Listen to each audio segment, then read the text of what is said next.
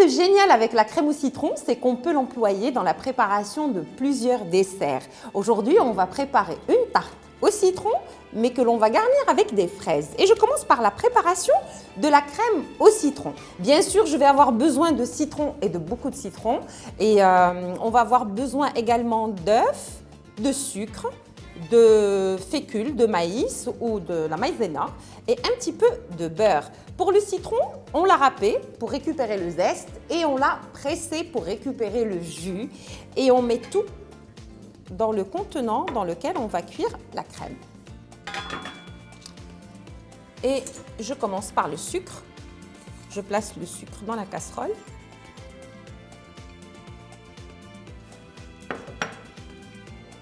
Il y a plusieurs techniques pour la préparation de la crème au citron.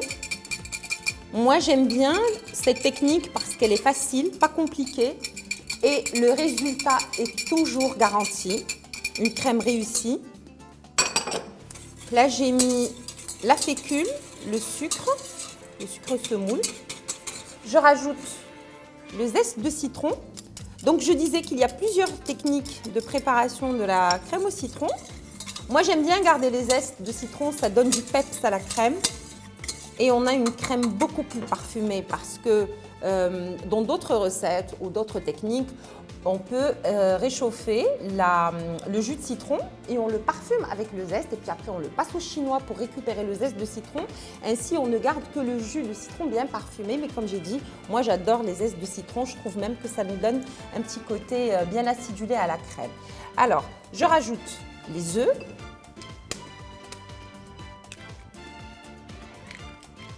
Tout ça en même temps. Je mélange.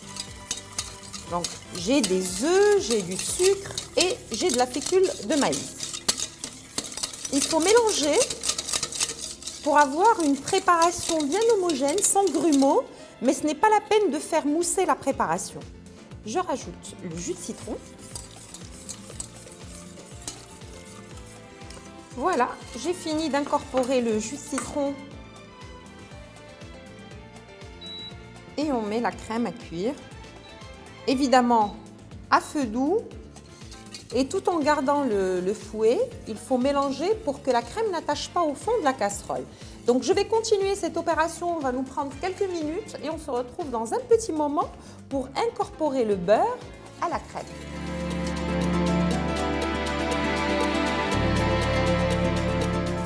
La crème a bien épaissi, j'incorpore le beurre.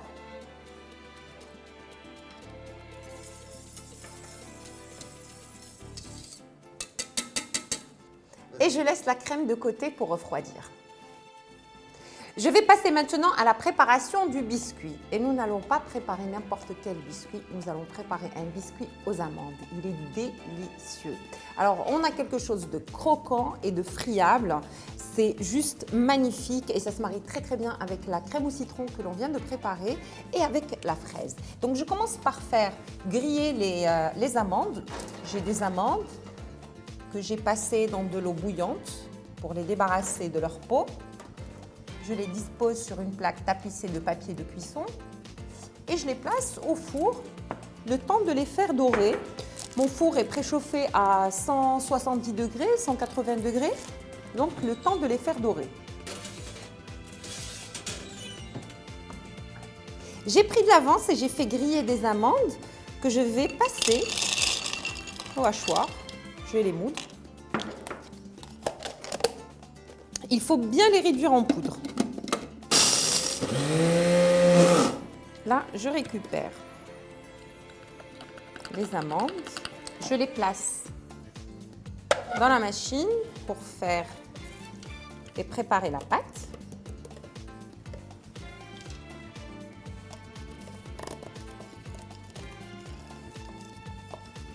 C'est délicieux. Vraiment, le parfum qui se dégage des amandes nous donne un avant-goût sur ce que ça va être la pâte ou le biscuit.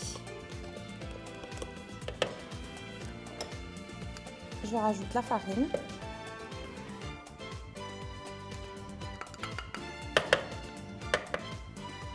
Une bonne pincée de sel. Voilà, une bonne pincée, un quart de cuillère à café. c'est bien d'avoir un biscuit légèrement salé. Ça crée un équilibre très intéressant avec les biscuits sucrés. Le sucre et je rajoute le beurre.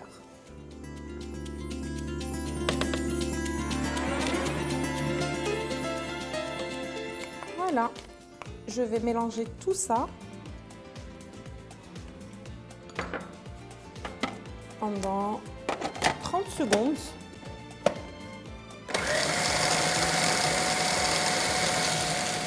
Donc voilà la texture que j'ai obtenue, regardez. Je vais transférer le mélange dans un bol. Je récupère d'abord les petites miettes qu'il y a autour.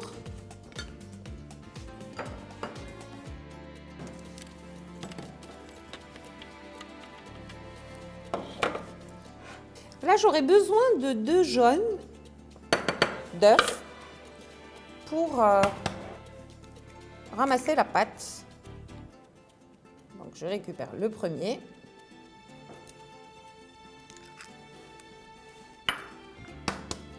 Et le deuxième.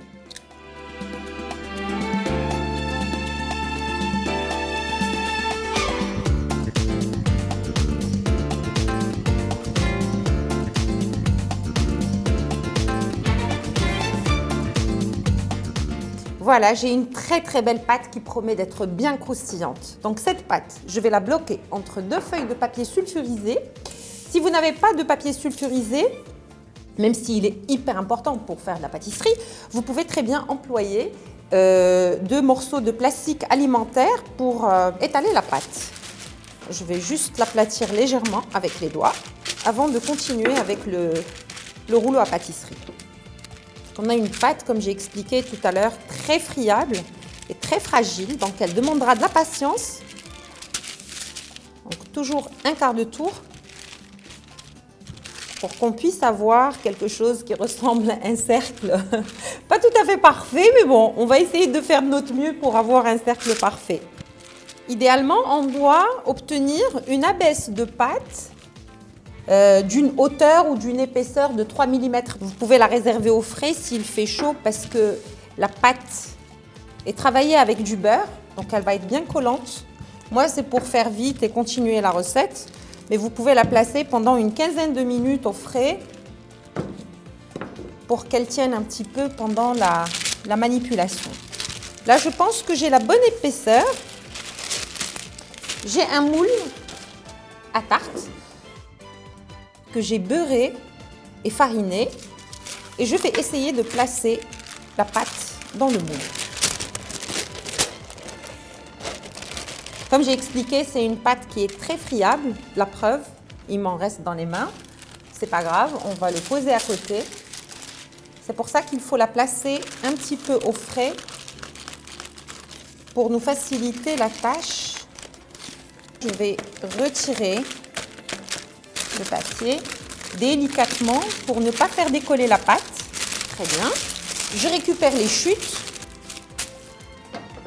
de pâte parce que ça va nous servir pour faire des petites tartelettes. Moi, j'ai employé un moule à tarte de 20 cm de diamètre, mais les quantités que j'ai données pour la préparation de la pâte suffiront pour un moule de 24 cm de diamètre.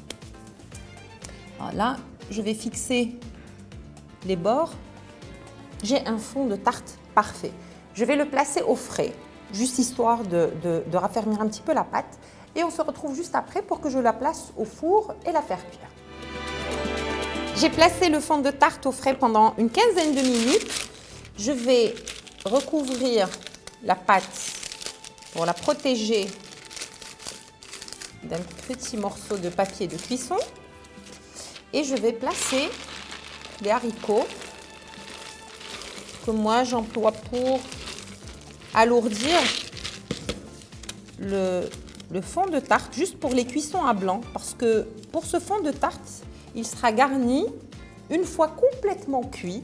Donc on va faire une première cuisson avec les haricots pendant une dizaine de minutes. Le four est préchauffé à 180 degrés.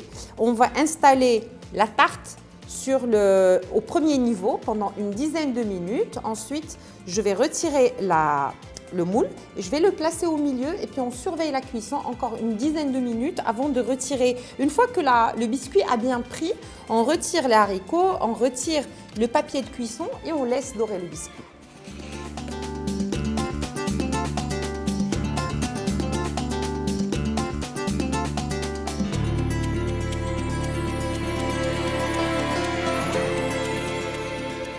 Une fois le biscuit cuit, franchement, on laisse vraiment le fond de tarte qu'il devienne bien doré et bien cuit.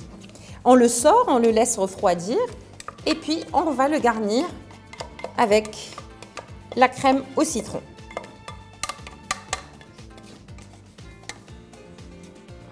On va faire une petite couche fine, pas besoin d'avoir une couche importante. On va essayer de l'étaler uniformément sur toute la surface de la tarte, sur tout le fond de tarte. Vous pouvez pour cette opération employer une poche à douille ou juste utiliser la spatule, comme moi. De toute façon, on va garnir la crème au citron de petites fraises. Donc, c'est pas très grave si c'est pas bien uniforme.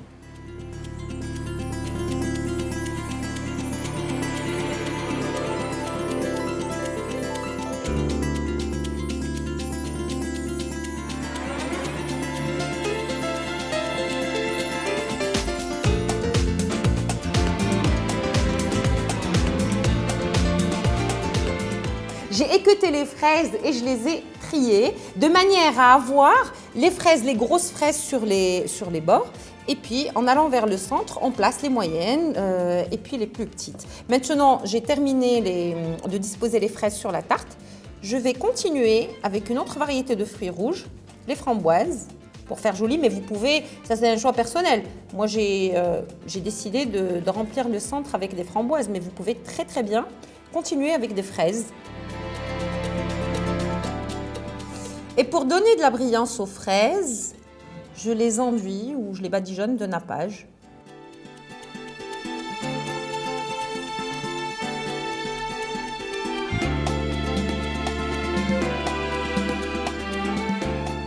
J'ai disposé les fruits sur la crème au citron, j'ai enduit chaque fruit avec du nappage pour lui donner de la brillance et j'ai garni le centre avec des feuilles de menthe.